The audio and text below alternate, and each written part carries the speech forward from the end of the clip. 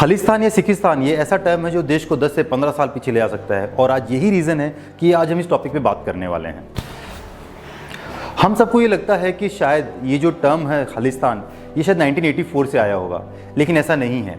1910 की ड्यूरेशन में जब ब्रिटिश राज चला करता था उस दौर में इंडियन आर्मी में या ब्रिटिश आर्मी में 1910 के दशक में ब्रिटिश आर्मी में गोरखाज, सरदार, पंजाबी, राजपूत, जाट्स, मराठास यही कम्युनिटीज़ थी जो उनकी आर्मी को बनाती थी।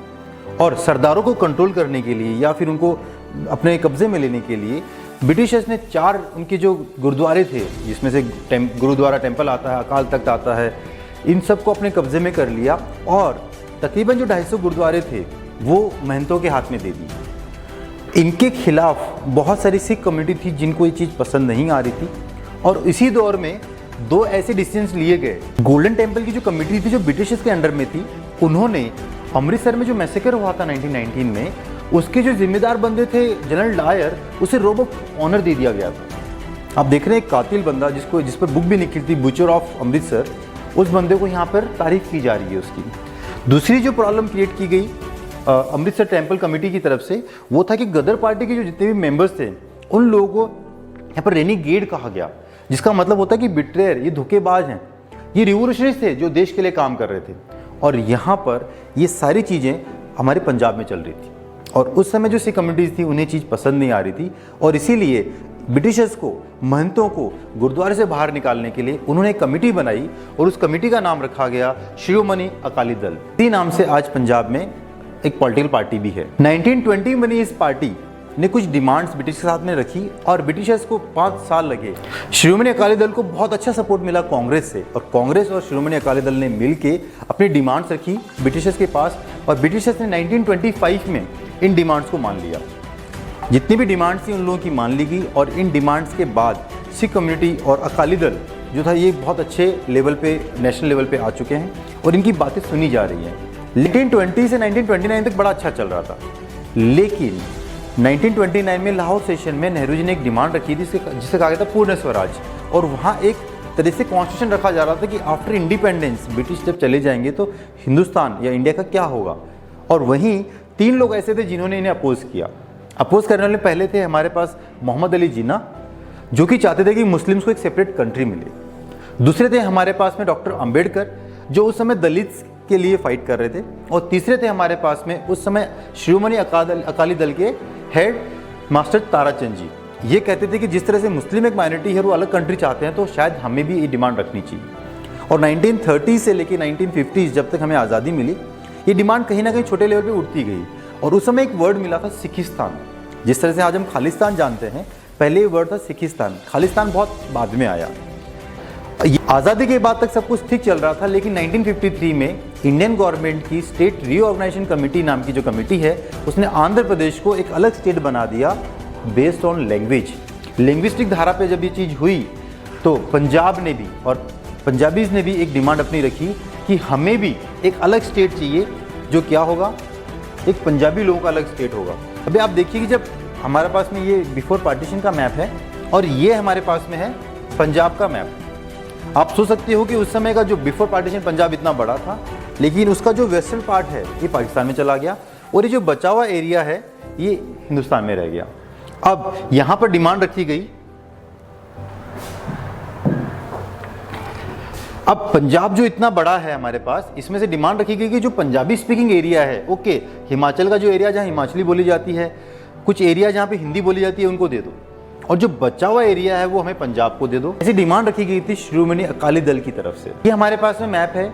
जो पार्टीशन के बाद में जो पंजाब हमारे पास रह गया था वो ये मैप है और इसमें अभी जो ब्लू कलर है ये देख सकते हो, ये उस समय का पंजाब है।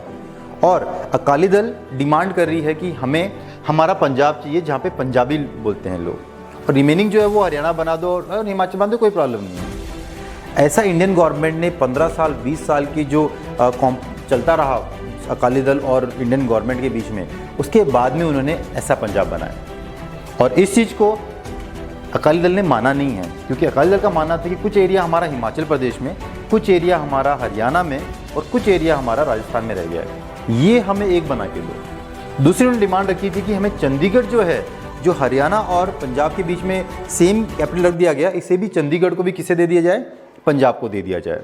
अकाली दल की तरह ही एक और मूवमेंट चलाई गई और इस मूवमेंट का नाम था पंजाब सुबह मूवमेंट। इसे चला रहे थे उस समय संत फतेह सिंह जी। फतेह सिंह जी ने भी यही डिमांड रखी गई कि जो पंजाबी स्पीकिंग एरियाज़ है उन्हें अलग एक स्टेट बना दिया जाए और वो पंजाब को दे दिया जाए। 1970s में अकाली दल ने एक रेजोल्यूशन पास किया जिसका नाम रखा गया आनंदपुर साहिब रेजोल्यूशन, और इसके हिसाब से 3 डिमांड्स काफ़ी सारी थी, 3 डिमांड ऐसी है जो हमारे खालिस्तान से ऐड करती है। इस रेजोल्यूशन के हिसाब से 3 डिमांड्स रखी गई। पहली डिमांड थी कि चंडीगढ़ को पंजाब को दे दिया जाए। नंबर 2 ये थी कि जो पंजाबी लोग हैं जिन्हें पहले ब्रिटिश काल में जिस तरह से एक अलग से महत्व मिलता था आर्मी में ज्वाइन करने का, रिक्रूट होने का, वो फिर से दे दिया जाए। और तीसरा था कि स्पेशल रेजोल्यूशन जिस तरह से पास किया गया था कश्मीर के लिए, वैसा ही स्पेशल कॉन्स्टिट्यूशन पंजाब के लिए भी सेपरेट बने। ये ऐसी कुछ डिमांड्स थी। उस समय की इंडियन गवर्नमेंट ने इस चीज़ को बिल्कुल ध्यान नहीं दिया और अकाली दल को साइडलाइन करते हुए इंदिरा गांधी जो उस समय में प्राइम मिनिस्टर थी, उन्होंने प्रेसिडेंट साहब की हेल्प ली। ज्ञानी जैल सिंह नाम था इनका, और इनके काफ़ी नज़दीकी बंदे माने जाते हैं जर्नैल सिंह भिंडर वाले। इन्होंने ही आइडिया दिया इंदिरा गांधी को, क्यों ना आप भिंडार वाले को सपोर्ट करें, और ये जो है ये अकाली दल के सामने एक अच्छी पॉलिटिकल स्टैंस लेके खड़ा हो जाएगा, क्योंकि अकाली दल कांग्रेस को उस समय बहुत तगड़ा टक्कर दे रही थी पंजाब में। 1977 से लेके 83 तक भिंडार वाले ने काफ़ी लोगों को असैसिनेट किया, काफ़ी लोगों का मर्डर किया, लेकिन बंदे को जेल नहीं हुई। 81 में एक 25 दिनों की जेल जरूर हुई, क्योंकि उस समय बड़े फेमस बंदे रहे हमारे पंजाब केसरी में लिखने वाले लाला जगत नारायण। इनका जब मर्डर हुआ तो इनको जेल भेजना ही पड़ा, क्योंकि इससे पहले काफ़ी किलिंग कर चुके थे जर्नैल सिंह, बट इनको जेल नहीं हुई थी।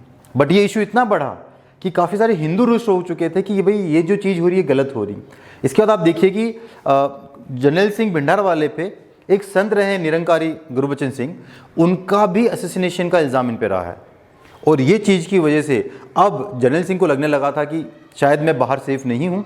जैसे उनकी रिहाई होती है 81 में, वो सीधा चले जाते हैं अमृतसर के गोल्डन टेम्पल में और उसी को अपना ठिकाना बना लेते हैं। उसके बाद में इंडियन गवर्नमेंट उससे हैंडल करने के लिए एक ऑपरेशन ब्लू स्टार चलाती है, जहाँ पर जर्नैल सिंह भिंडर वाले की डेथ हो जाती है जून 1984 में। और इसके बाद भी कई बार उनके जो सपोर्टर्स थे, इंदिरा गांधी सरकार ने भिंडार वाले को कंट्रोल करने के लिए ऑपरेशन ब्लू स्टार चलवाया और 6 जून 1984 को भिंडार वाले का असैसिनेशन या किलिंग हो जाती है। इसके बाद में उनके जो सपोर्टर्स थे उन्होंने खालसा की डिमांड रखी, खालिस्तान की डिमांड रखनी शुरू की, और बार बार ये देखा गया कि 1986 में और 88 में उन्हें इंडियन गवर्नमेंट को ऑपरेशन ब्लैक थंडर चलाना पड़ा। और जो भी लोग बार बार अमृतसर के टेंपल में जाके बैठ जाते थे उन्हें बार फिर से खदेड़ के बाहर निकाला जाता था। अब यहाँ तक टर्म ठीक था। आप ये देखिए कि 80 से लेके 2020 तक ये बार बार छोटे बार इश्यूज उठते रहे, लेकिन इतने स्ट्रांगली नहीं थे।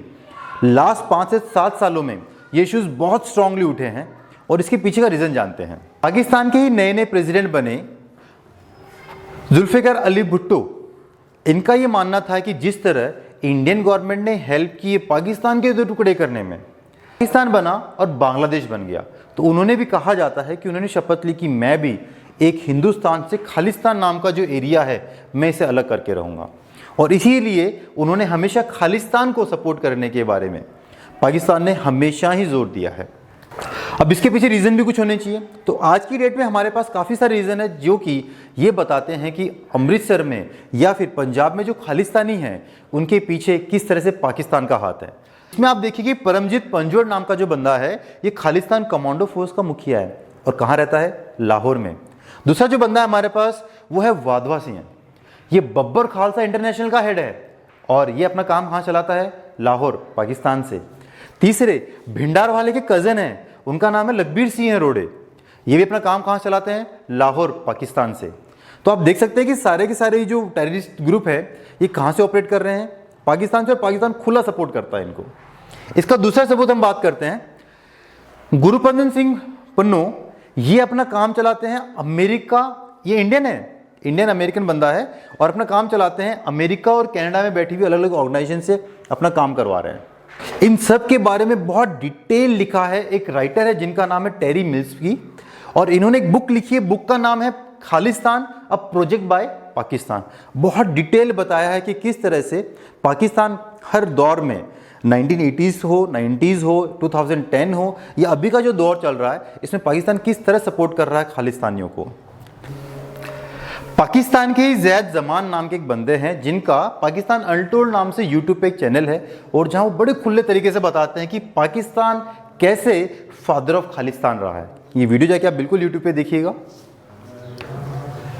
और इतनी सारी जो हमने बातें की हैं उनका क्लियर चीज ये निकल के आता है कि हम क्या करें, किस तरह से खालिस्तान से निपटा जाए। तो पहला टाइम हमारा रहेगा कि गवर्नमेंट ऑफ इंडिया काम बनता है कि इस पर्टिकुलर इशू को रिजॉल्व किया जाए। 1920s हो, 50s हो, 70s हो या 80s हो, इंडियन गवर्नमेंट ने या जो भी गवर्नमेंट वहाँ रही है उन्होंने हमेशा कोशिश की कि इस इशू को थोड़ा दबा दिया जाए। दबाने की जरूरत नहीं है, इस इशू को बिल्कुल क्लियर करो। जो भी जितनी भी अलग अलग कम्युनिटीज आती हैं उनको सामने बिठाओ और उनसे रिजॉल्व करके लो इशू को। नंबर सेकंड पॉइंट आता है कि एक्सपोज करो खालिस्तानियों को। जो भी खालिस्तानी गलत काम कर रहा है वो पूरे पंजाब को, पूरे हिंदुस्तान को, पूरी दुनिया को बताओ। इंडियन गवर्नमेंट कई सारी चीज़ों पे रेड टेपिज्म कर लेती है, वो बहुत बड़ा गलत पॉइंट है। तीसरा है पॉलिटिकल पार्टिसिपेशन बढ़ाओ। पंजाबीज का पॉलिटिकल पार्टिसिपेशन जितना ज़्यादा बढ़ेगा उतना उनका भरोसा बढ़ेगा हिंदुस्तान पे। और इंटरफेथ डायलॉग बहुत ज़रूरी होता है। जब कोई भी इंसान अपने ही फेथ को पकड़ के बैठ जाता है, दूसरे फेथ पे बिलीव कम हो जाता है, ये किसी भी डेमोक्रेटिक कंट्री के लिए बहुत बड़ा बुरा है। और स्पेशली जो ऐसा ग्रुप जो हिंदुस्तान में जैसे कि 7 से 8 अलग अलग धर्म साथ में रहते हैं उनके लिए तो काफ़ी डेंजरस चीज़ है। और लास्ट होता है कि ये अगर खालिस्तानी टेररिज्म फैलाते हैं तो उनके साथ में वही किया जाए जो शायद हमारी रॉ ने कनाडा में किया है। हमारा इशारा आप समझ रहे होंगे। आज के लिए इतना ही। इसमें आपको कुछ भी पॉइंट रखें, आपकी क्या राय है खालिस्तानियों के लिए, बिल्कुल आप कमेंट में मेंशन कर सकते हैं। आज का वीडियो अच्छा लगा तो लाइक सब्सक्राइब करते चलिए। आज के लिए धन्यवाद।